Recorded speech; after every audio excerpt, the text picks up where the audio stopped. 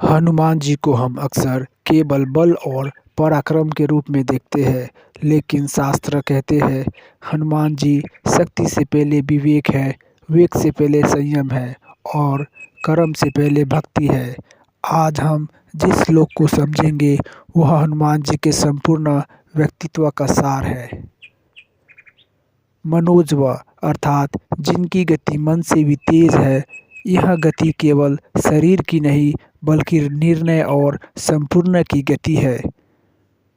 हनुमान जी सोचते नहीं थे क्या होगा, वे सोचते थे राम का काम है, करना ही है। आज हमारा मन भय, संदेह और आलस्य में फंसा रहता है, जबकि हनुमान जी का मन सदैव राम में स्थित रहता है। मारुत यानी वायु और वेग यानी तीव्रता, वायु को कोई बांध नहीं सकता, वैसे ही हनुमान जी की शक्ति किसी सीमा में बंद नहीं थी। लेकिन ध्यान दीजिए, उनकी शक्ति अहंकार से नहीं आज्ञाकारिता से आती है। जब जीवन में हम अपने अहंकार से मुक्त हो जाते हैं तब हमारी क्षमता भी असीम हो जाती है। जितेंद्रिय, जिसने अपनी इंद्रियों को जीत लिया। सच्ची ताकत किसी को हराने में नहीं, अपने मन को जीतने में होती है। हनुमान जी युवा थे, शक्तिशाली थे, फिर भी उन्होंने कभी वासना, क्रोध या लोभ को अपने ऊपर हावी नहीं होने दिया।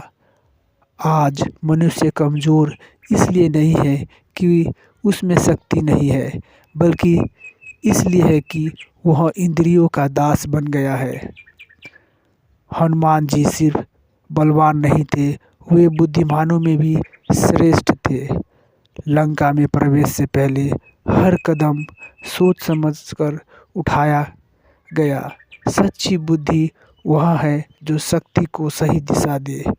बिना बुद्धि की शक्ति विनाश बन जाती है और बुद्धि के साथ शक्ति सेवा बन जाती है। हनुमान जी पवन पुत्र है, लेकिन साथ ही वानर सेना के नेता भी है। नेता वही होता है जो स्वयं से पहले दूसरों की चिंता करे।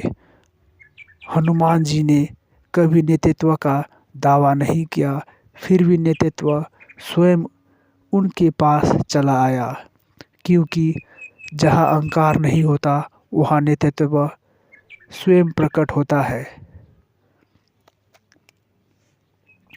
यह श्लोक का सबसे सुंदर भाग है।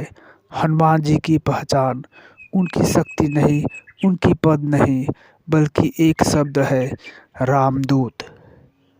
उन्होंने स्वयं को कभी भगवान नहीं कहा, बल्कि भगवान का सेवक कहा। यही कारण है कि आज भी हनुमान जी पूजनीय है। मैं उनकी शरण में जाता हूँ। यह श्लोक मंत्र से अधिक एक जीवन शिक्षा है।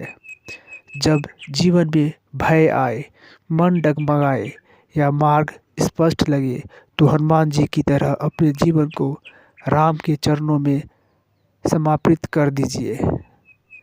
बोलिए पवन पुत्र हनुमान जी महाराज की जय। जय श्री राम।